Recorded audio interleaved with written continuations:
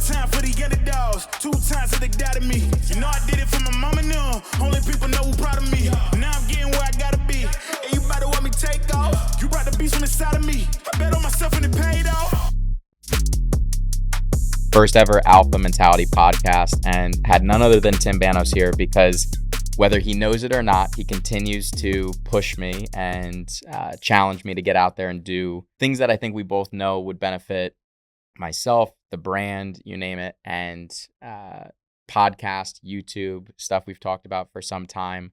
So push play on it, and want to thank you for pushing me to do it because, again, it's been on my mind. Used to have the podcast back in the day with Joe Rinaldi, but this time we did it big, clearly. We have cameras, we got lights, we got music, Meek Mill bumping as we come in. In the most Sam way. Full set. We got EB over here helping us out as well. But first ever Alpha Mentality podcast, I told Tim that I was going to make him introduce himself so that he could give whoever the heck is listening a little bit of a peek under the hood in terms of who he is, what he's up to. So without further ado, we got the first episode with Mr. Tim Banos himself. Thank you very much, Sam. Means a lot to be here. We've had tons of conversation, but not in this format. So it's a great intro. I'm very excited for you. As you said, something that you've been talking about, we've been talking about for a little while from the standpoint of like, what could it look like? What could you do? What would video look like? And so really excited for you. I had a podcast once, baseball podcast in a previous life, I guess you would say, and I'll get to that introduction in a moment. But what I'm excited for you most about with this podcast is I do think that when you go through the process of interviewing others, giving other people undivided attention, and then also just going through the process of prepping for conversations, and then re-listening to conversations, thinking about how and knowing the way that you are, you're going to listen to episodes and try to improve. And this episode, this first episode will look nothing like, the 12th episode, the 24th episode, which is maybe why you asked me, because this is a nice soft landing. But I'm Tim Banos. I'm one of Sam's partners at Alpha Fit Club, partner at Salad House Franchising as well. I'm also a franchisee at Pliables, but I'm also a father, a husband, coaching again, which has been really, really exciting, and a former teacher, someone that taught elementary school, figured out a way to get out of that. No offense to any of the teachers out there, but I was looking for something different. I was looking to move and shake with guys like yourself. And I really am just so thankful for what has happened the last, 9 years or so. It's been a pretty exciting ride. So dabbling in a bunch of different brands. I feel like I kind of jump in and sprint on some, and others it's a little bit more of a gritty approach. But I try to get in where I fit in. To your point, I try to make sure that my ideas, my thoughts, my opinions are known. Sometimes no doubt, super well, no doubt. Other times, but I will say I try to think everything through, and I don't just blurt nonsense out. Yeah. And I think that could be frustrating for some who sit in a room with people that potentially don't spend a lot of time thinking through, and they're just like throwing out ideas or what you should do. There's nothing worse for an entrepreneur, I feel like, is like, what you should do. You should do. It's like, do you know how many things I'm doing on a daily basis? That's like going to a holiday party, dude, at this point. True. I show up at Christmas or whatever, which is coming. Thanksgiving just happened. And then, like, being the fitness guy, everybody wants me to know about their fitness routine and then tell me what I should be doing with mine or whatever.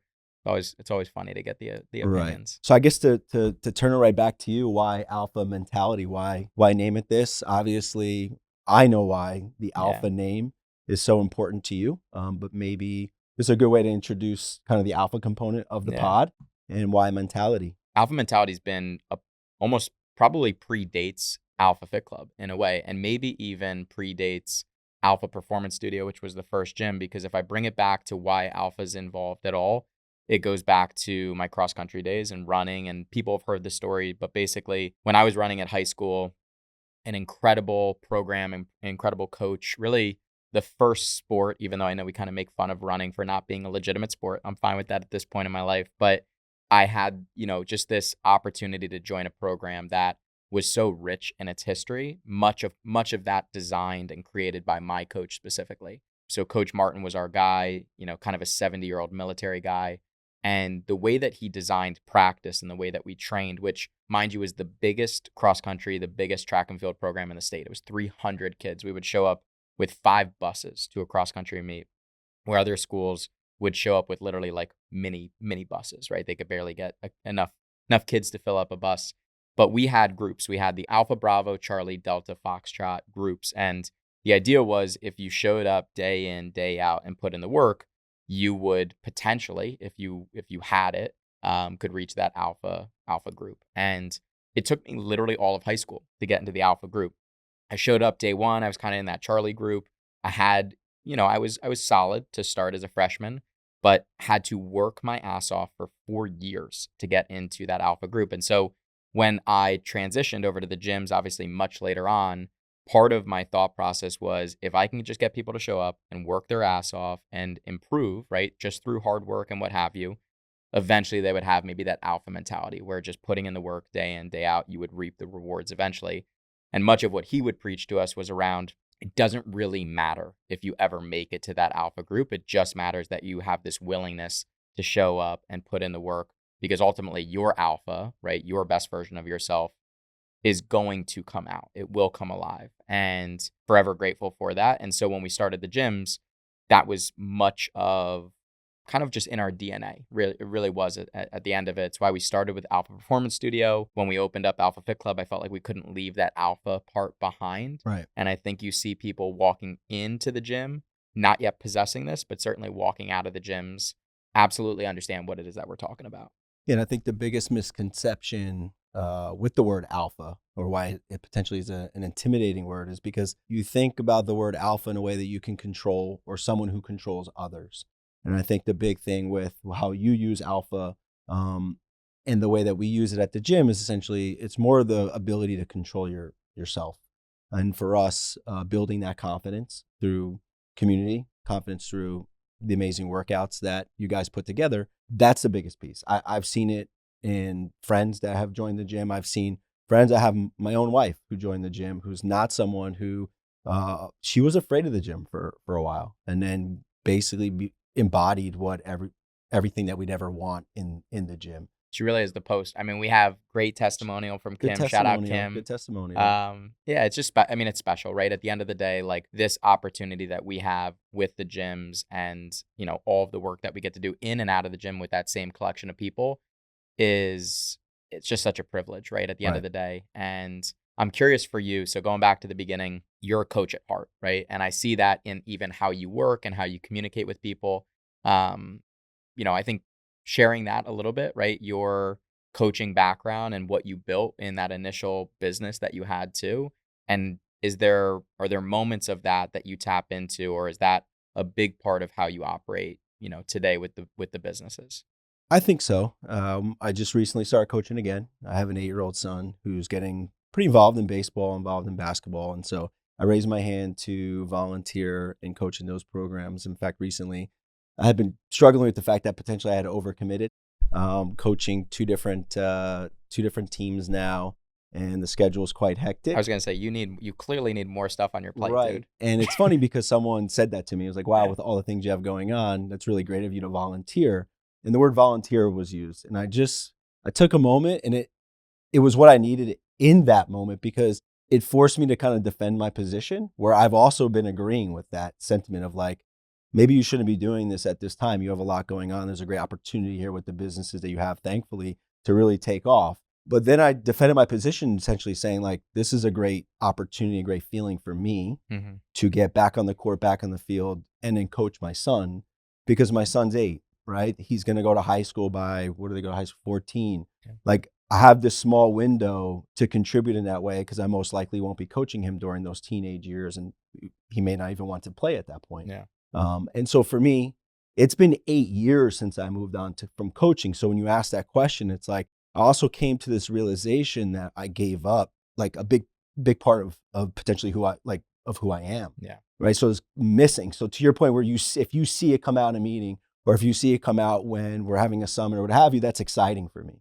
because I know that I put that off to the side.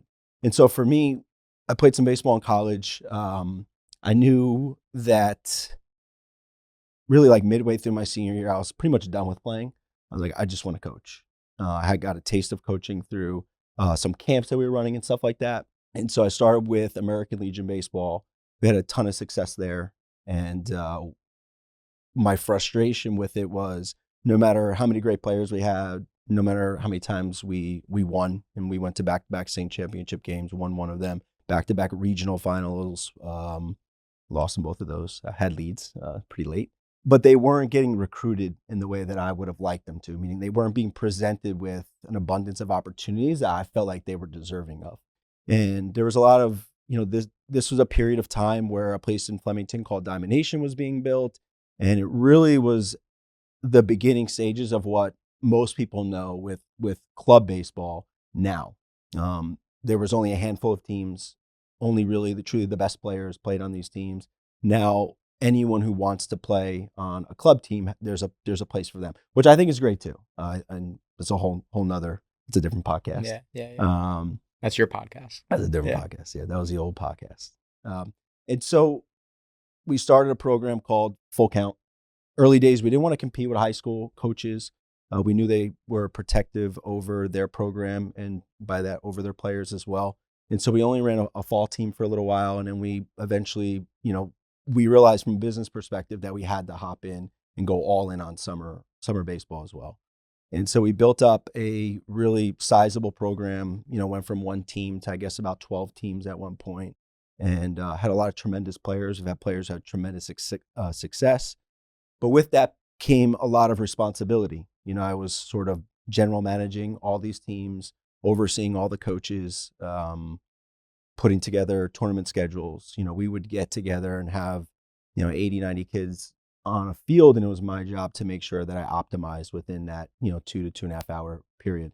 And it was an exciting time, no doubt. I coached some basketball as well. I was so thankful. I grew up in a house where we were always connected to sports. My dad is one of the best high school basketball officials that New Jersey has ever seen. My brother coaches. So it was all I knew. I was going to teach and I was going to coach, which scared the hell out of me. And that's why I'm kind of sitting in this seat today, because I saw what that looked like. I saw sort of the hustle that came along with that. What scared you the most about staying in that lane? And you said you saw what that eventually would become, or all that it would be. What made you say, I need to pivot from this? Yeah, I think one of the big things is energy, right? So when you go out and you teach and coach, and anyone who's listening who teaches and coaches, you'll realize you give everyone else all of your energy throughout the day if you truly want to do it the right way.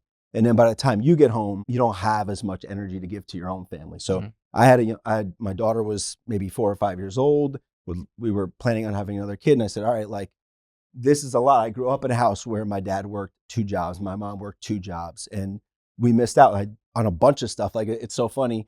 People going apple picking and cutting down trees. I think we did that once or twice. What are these people are doing stuff on their weekends and looking for things to do? We didn't do any of that stuff because we were working, we were moving around, we were hustling and stuff. And again, very thankful with the way that I was brought up. But I think so part of it was energy. And then the other side of that I just alluded to was also there's really no financial freedom with that. And so I said, all right, how can I build a life where I can coach because I love to coach, but I wouldn't need a paycheck to coach. I could just coach to give back. Yeah.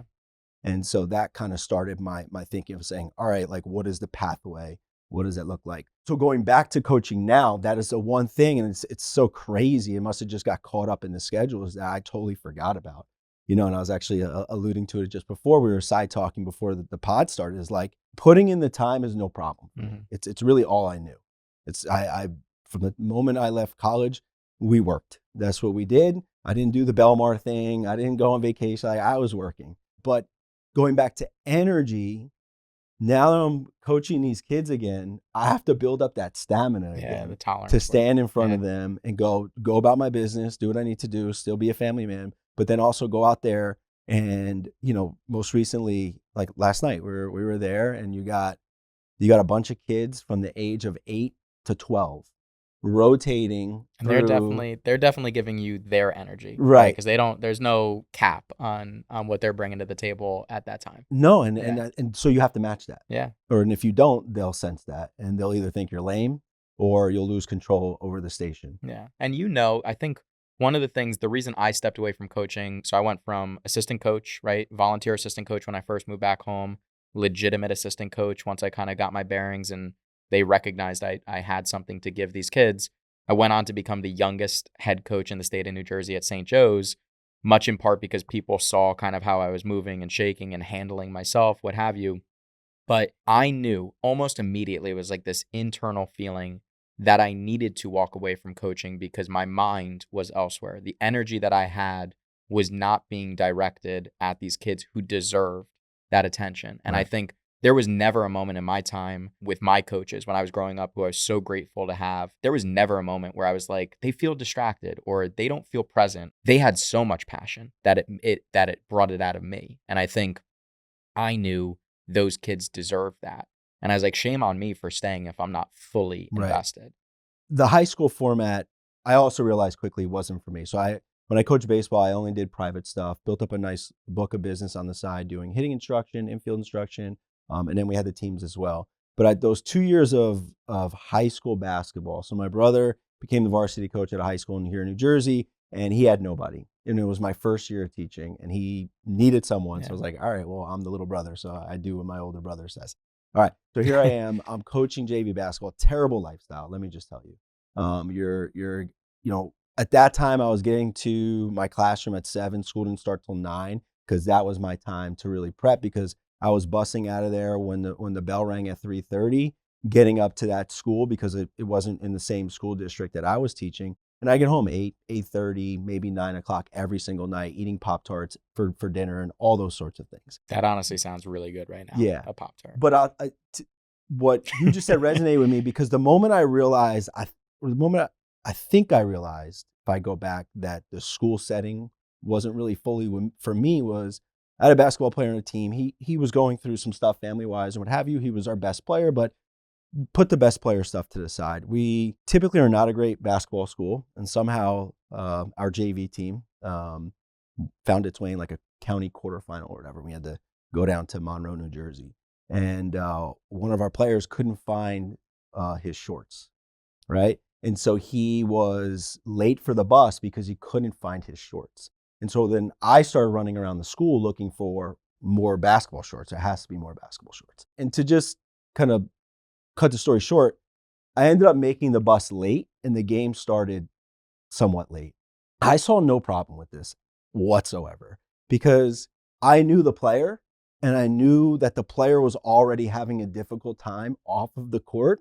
He's the best player on the team. If he doesn't make the bus, or if he doesn't get the opportunity to just like be there with the team, I don't see that as like a lesson learned, like you should know where your shorts are. Yeah. No, I see that as potentially an opportunity for a kid to go just way off the deep end, because he's got every reason to not. And now he let the team down too.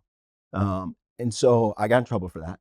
And I remember looking right back at the athletic director and saying, you telling me you've never forgot anything or been 5 minutes for 5-10 minutes late for anything in your life? And he dead ass said no. And I was like, bullshit. This place ain't for me. If this isn't truly for the kids, then, because it was more important that the bus was on time. It's like rules for the sake of rules. Yeah, what are we doing? Yeah. What's the whole point of all this? I want to ask you this, and then I want to kind of pivot. So one of the benefits, I think, of social media is you have this lookbook back, right? And for me, I've documented every single bit of the last few years, good, bad, really bad, everything. And when I first started on social, it was almost like this journal for me, right?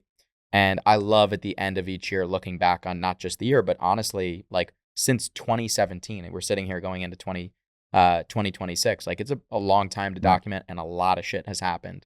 When I first started, I would almost journal in these captions. I was very raw, very real, probably way more than I would be comfortable doing now, but that's part of what I'm going to get at here. I look back at some of the stuff that I wrote when I was coaching. I look back on some of the ways that I spoke and the perspective that I had when I first started in general, first started in business. And part of me envies the person that I once was when I was coaching. I think that being around those kids, being in that environment, having a very simple life where really I woke up, I trained some people personally, I went to the track and I coached. I went home, and that was my day on repeat, right? Was it the most financially opportunistic moment of my life? No. But was it maybe where I was the best version of myself? Bar none, right? very thoughtful, very caring, all of those things. I think I was a better version of myself. I'm curious for you as you jump back into coaching now. Do you feel like when you think about some of the things that you forgot about coaching, early stage for you, but do you feel like you're reminding yourself what it's all about? Absolutely. So planning for the first basketball practice, we have kids, 10 kids. Some are 7 or 8 years old, so first or second graders. Some have never stepped on a basketball court before. Some have never even taken a shot before. And I'm here trying to design the best practice plan you could ever design and looking into different technique and all these sorts of things. And a day before that first practice, which I was pretty nervous about because it was my first kind of step back into coaching and coaching a sport I haven't coached in a really long time, and some young kids. I was listening to a podcast that you actually introduced to me called Founders, where So good. yeah. So he this one in particular, what he was doing was he was highlighting Kobe Bryant and Michael Jordan's relationship with each other. Mm. And there was a moment in the podcast where he was telling a story about Kobe calling Michael Jordan. So a lot of people don't realize that Kobe and Michael Jordan had a really great, tight relationship. They talked really, really frequently. And so Kobe called him because he was starting to teach his daughter. And the reason why he called Jordan was because he was a bit confused at the training that was going on and the approach to it. And so he called Michael Jordan and was like, hey, like, can you remember back to when you were this age? And I think he was talking about like 9, 10 years old and what you were training, because Kobe's point was like, it's getting highly technical and he doesn't remember it being that way. And Michael Jordan's reply was, I don't remember. He's like, I was playing baseball. Yeah. Right. And so I took a step back and I was actually listening while running and I'm saying, all right, here I am trying to design the craziest practice plan I could imagine for a bunch of 7 and 8 year olds. And the best player ever wasn't even playing this said sport. These kids won't be playing this sport likely 10 years from now, certainly not, 15 years from now as they go into their adult years. And so it's like, all right, what could I do at this practice that can inspire, just athleticism? Yeah. What can I do at this practice to ensure good teamwork?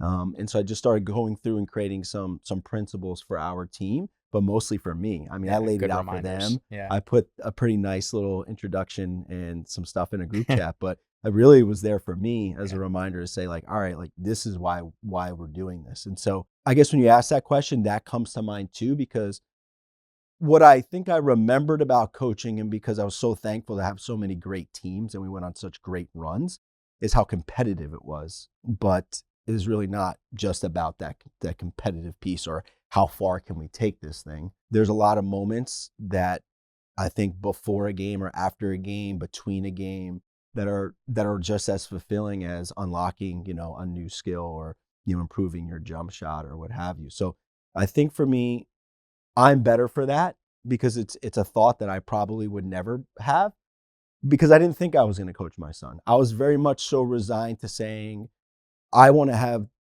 the moments with him at the field by myself, and then I'll just let the coaches go and do their thing. And that's what I thought it was going to be. And it has been that until really just a few weeks ago.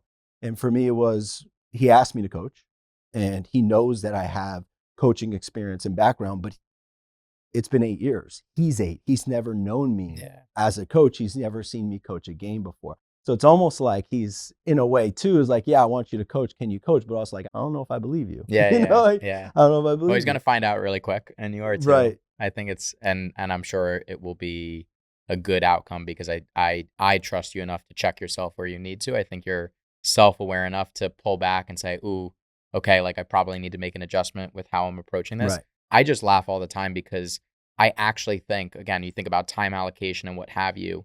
I wonder if there's ever a world where, I always talk about going back to coaching, and I talk about it from the lens of when I'm done with this, right? When I'm done building alpha, when I'm done with ladder and all of these other endeavors that we have going on, then I'll go back to coaching, right? It's almost like once I've made my money, I'm now allowed to go back and do what I really love doing.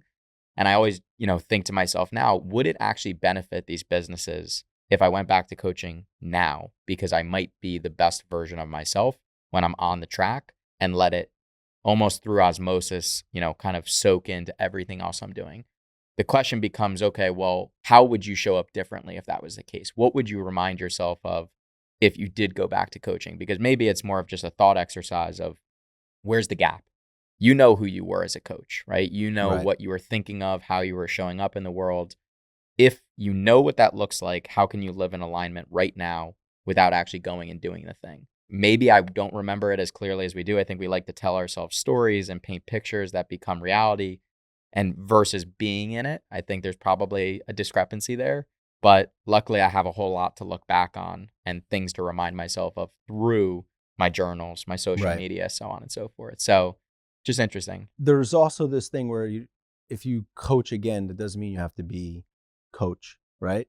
And so as it pertains to Yeah. our business, right? Like the founder of DoorDash, I don't know if they still have this practice, but makes everyone who works at DoorDash do a Do drive deliveries. Yeah. once a month or whatever the cadence is. And so having that little test drive, that works for your schedule and jumping back in the room could scratch that itch, but you also have other responsibilities Yeah. at Alpha Fit Club that anytime you spend away from coaching, obviously, is Yeah. It's time and game and energy give and spent take. through it. Give and take. So all right, transitioning now from coaching and what it's taught us, I think one of the things, and it's so funny, dude, right? We sit here, we're on a podcast, and part of this is like, when else do we get to like sit and talk deeply, just like for an hour straight, which is like wrong. Like that needs to be Right, solved right. for in general, Well, right? Whether I've you and got I are both are pretty emotional beings too, no so doubt, it could get no deep and doubt, maybe dark no quick. doubt. And I've got Kieran next, so it's just funny. I think for me, been thinking about like who else am I going to call in, and honestly, part of it's just being selfish and the fact that like I get to sit down with buddies and do this, and then the other part of it is like you need to do that more often, Right. right? For you with work, right?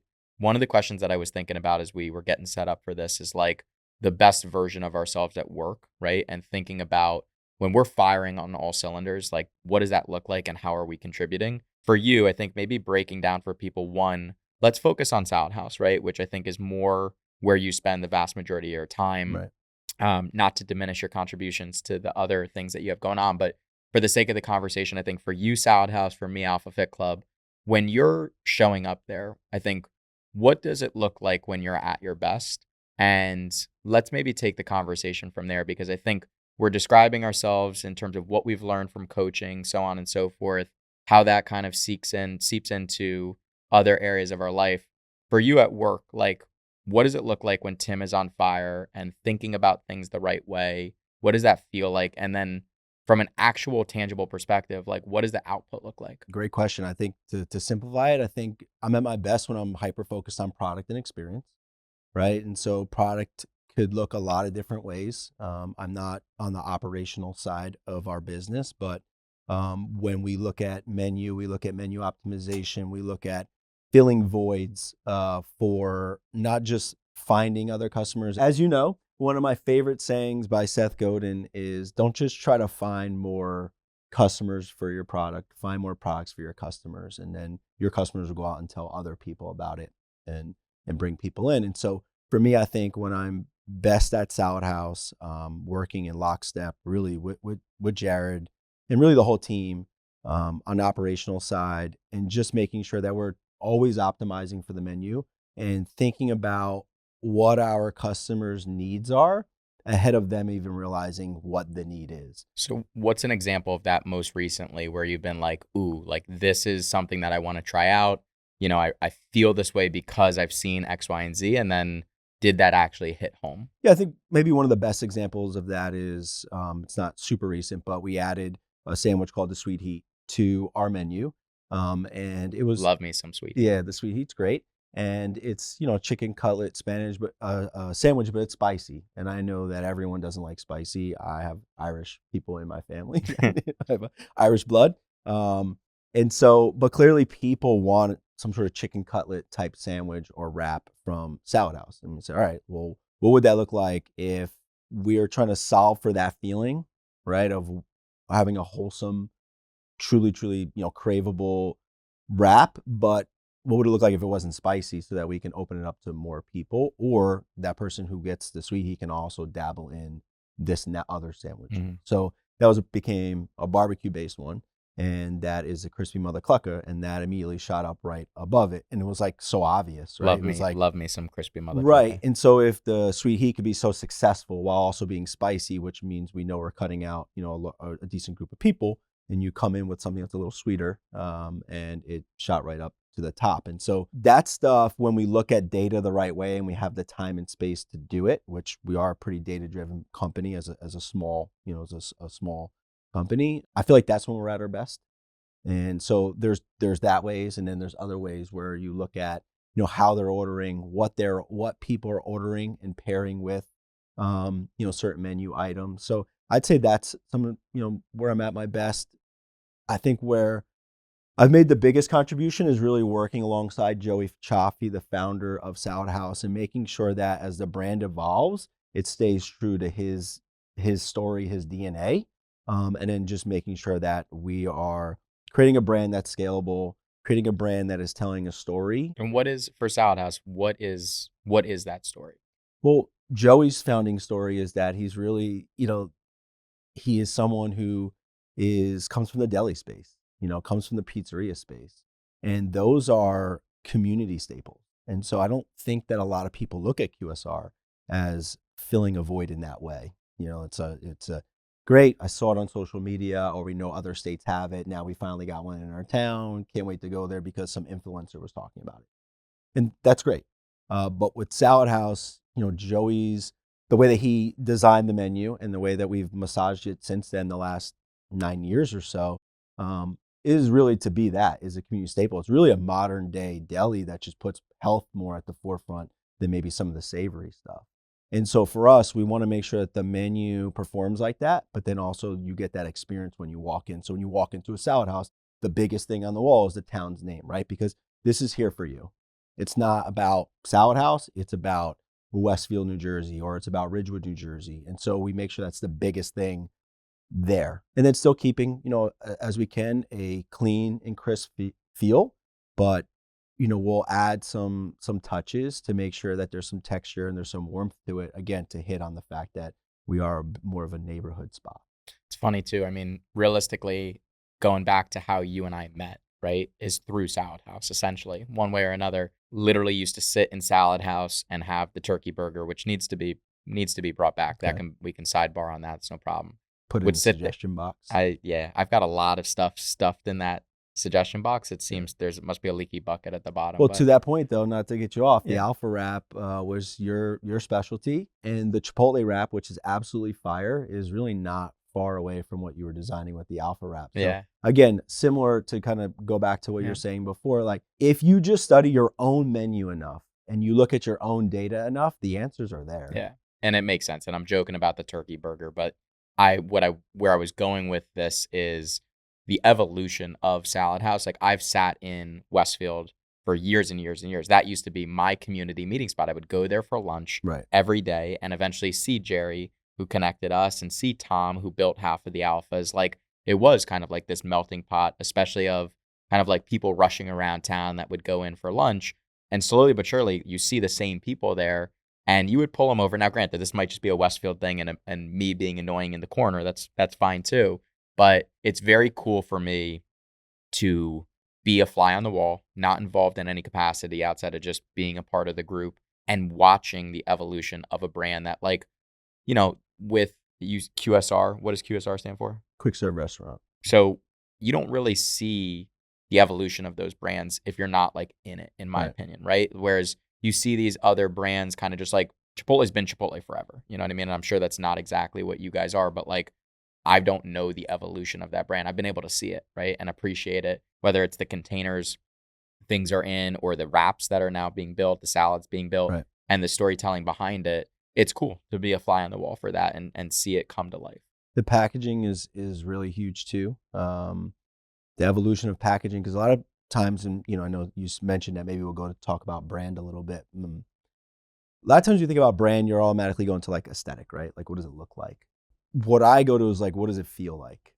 And that could be tangible, or it could likely be emotional. And I know that aesthetic plays into that. So when you're talking about brand, you're talking about feel, evoking emotion, but especially in a franchise model, you have to always continuously focus on the real product for a franchising model is the P&L, is the unit level economics. And so the big part of Salad House and the evolution that you could see is you could see different things changing on the menu.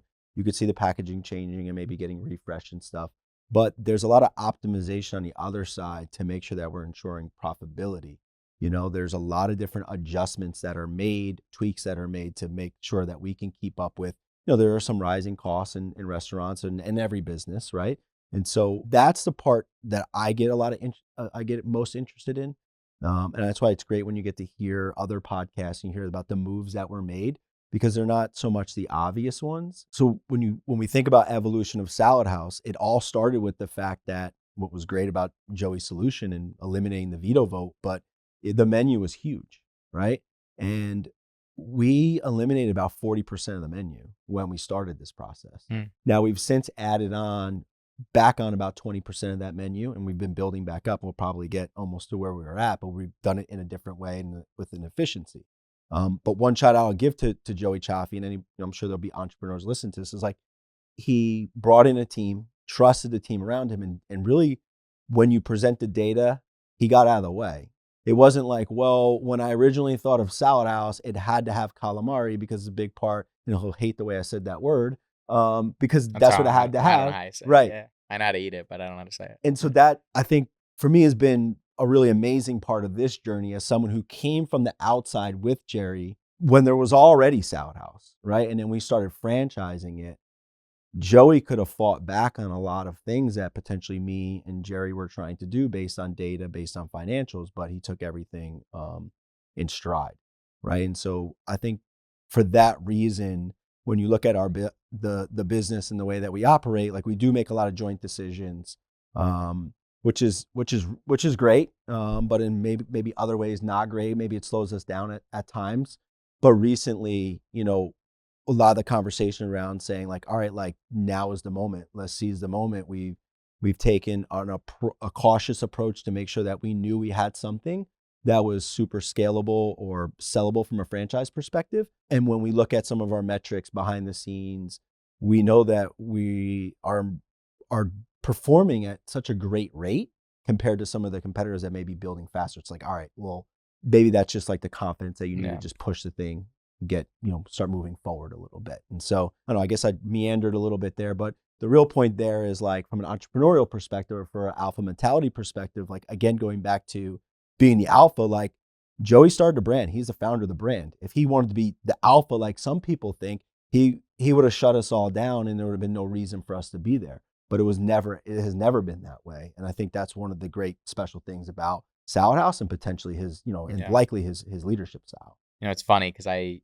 hear that. And of course, Joey and I go back and forth via text all the time because we're kind of the front facing founders, what have you. And he's so funny, man. I mean, he sends me the emojis with like the fire bolts and the lightning bolts and the fire emojis. And I have such an appreciation, to your point, for his ability to kind of check his ego and say, okay, like, I don't know everything here. I'm going to trust my people. I'm going to trust the numbers. And also I'm going to do what's right for the business, not just what I like at the end of the day. And I will say for me, part of what I struggle with is removing myself from every single bit of the business, not because I trust anybody less, but because I literally just care so much. And I find that if I take my hand off of it and I don't feel like I have a pulse of what we're doing, why we're doing it, how we're doing it, it can still be really unnerving for me, right? I literally can't sleep. And I'm like, I have to check in and I have to do whatever. So I would be curious to get, and I think we'll have to get Joey on here one day because that'll be a hilarious podcast. But I'd be curious if that's something that he's had to work on and be intentional about. And it's interesting, right? There's certain people that just show up with a certain something in the world. And I will always take a step back and wonder, is that intentional? Do they have to work on that? Or is that just how they are? Right? We have some friends at the garage gym, Jamie Hare, it's just the name that I'll throw out. The dude is like electric, like the energy that he brings in. And I've always just said, like, do you wake up like this? Or is this something where you're like, you have to like take 3 deep breaths and be like, I need to bring positive energy in the world today.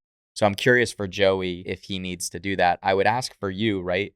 With, I'll give you kind of kudos again. Like there's a level of thoughtfulness where you pause, you think, you calculate, and then you move, right? Is that a forcing function for you, or is that almost natural? And the alternative of maybe moving really quickly without that much thought, would that be something that you would have to really work towards if you ever found to be advantageous? That's a great question. I've been thinking a lot about the difference between like a grinder and a sprinter, right? And so talking to someone like yourself, right, who found their space in track and field and coaching in that way, like I think everyone likes to think of themselves as a grinder, right? It's almost like you have this badge of honor if you're a grinder. But I've recently been thinking about the fact that grinding just is like really just time that you spend, doesn't really have to mean intention either, right? You could be a grinder and just be working all the time and getting nowhere because you're not making all the right moves, or you're just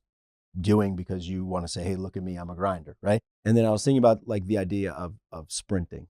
And although I've for some reason, my body type shouldn't allow it, but for some reason I love endurance sports now, right? And I love running the marathon distance, let's call it. So like maybe through fitness, I'm a bit more of a grinder in that way, but I actually think I'm more of a sprinter.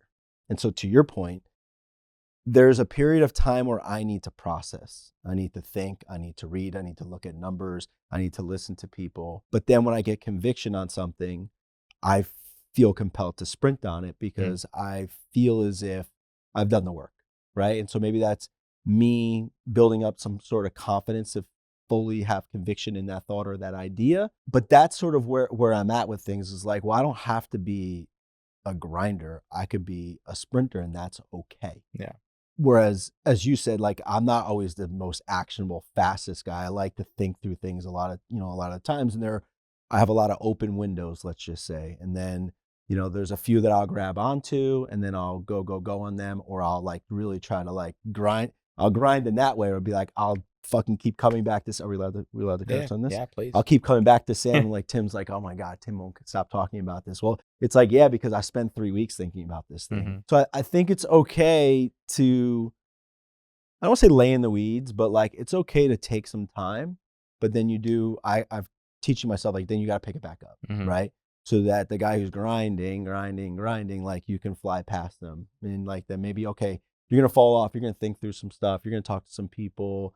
You're going to kind of strategize a little bit, and then boom, you're off and running again. I would say to anyone who feels that way, like as if they want to take some time to work through something, don't hold that against you. Because for the longest time, and really up till recently too, I've held it against myself. Like, like Tim sometimes moves slow on stuff. Well, yeah, I move slow on stuff because not that it has to be perfect. I'm okay with shipping, but it has to be intentional. Yeah. And I can't do anything that's not intentional. I can't just do something to do it and say, all right, check a box, it's over with. And I know that that's like a bit of a problem that I have.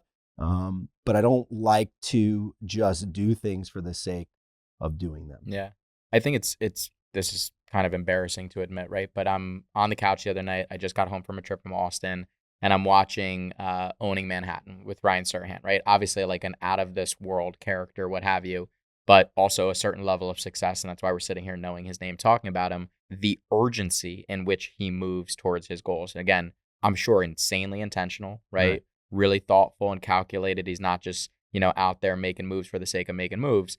But I'm sitting there, and what he kept talking about was this idea of just maximizing your time. And I think going back to, part of what you were saying is we have windows of time. We have moments of opportunity in our life. And I think, you've been building Salad House for a long time. We've been building Alpha Fit Club. And I feel like for both of these brands, there's a moment in time and there's momentum behind both of them that I'm like, I need to sprint for a long time right now. I need to sprint for the next year, the next 2 years, the next 3 years, because I might not ever get another opportunity like this again to build a brand that has reached the level that it has, because it took us 7 years to get here. And it scares the shit out of you, right? No doubt.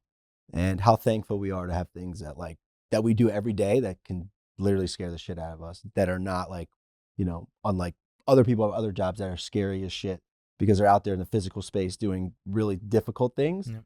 We're just like, from the decisions we make, or this idea of we working on something and we care about it so much that it may not get to where we want it to be, that's our scary. I feel thankful that we have that opportunity. I feel thankful I have it, in a couple of different places.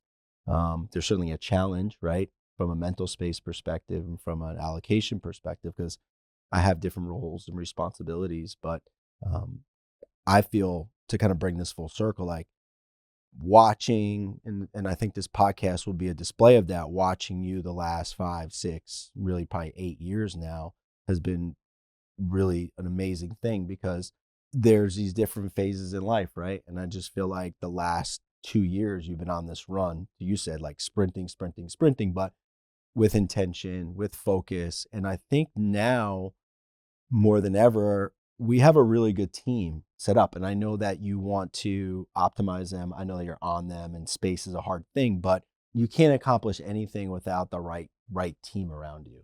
And so I think that that's probably part of it for you too. And so again, just want to give you kudos for the way that you've been moving and shaking. And, we've had some tough talks, right? I've been super opinionated on some of the moves that we made and things like that. But as of lately, man, it's just been really, really nice. Smooth. When things are good, things are good. But we wouldn't, speaking on the alpha front, like we wouldn't be here, one, if the collection of us didn't say yes to taking the chance initially. Right. And what I'm insanely grateful for is, one, there was a level of trust when we first started Alpha to just kind of go do, right? And I think there's been moments of time, prolonged moments of time, where like things weren't working. I wasn't seeing the ball clearly. I was distracted for good reasons, bad reasons, what have you. And yet, luckily, I think I can say this for the founding group and now our team, like, everyone is moving with good intentions, and everybody wants to win. And I think what scares me the most is not taking advantage, not seizing the opportunity we have by taking our foot off the pedal and thinking it's just going to happen. One of the things you've heard me say time and time again is like, the success we've had is not normal. And when you walk into a room and things are already in motion and success is already happening, you can assume, false assumption, that success is guaranteed and it's inevitable and we're just going to keep winning. That is not the case. And I think, knowing that we need to show up every day, understanding that things can crumble and things can break if we take our eye off the ball or if we make a number of poor decisions. And I think, to your point, over the last year or 2 years, we've humbled ourselves enough to know that and surround ourselves with great people on the team, continue to rely on each other. And it's fun, man. So I'm hoping a year from now, we come back, we do this again, and we talk about the success that Salad House has had, the success that Alpha has had. You're coaching, you're kicking ass. Maybe I'm coaching again. And, there's a lot to look forward to. This can be that journal entry where we watch this back and we see where our perspectives was. Right. And we say, oh, shit, like we were onto something there. 100%, man. It's been a really nice journey. Tim Banos, episode 1, baby. I don't know what we do at the end of this. Meek Mill comes back on. We clap. Don't yell at me in the back. Boom. And then we dap up, and that's it. We do a dap up? Yeah.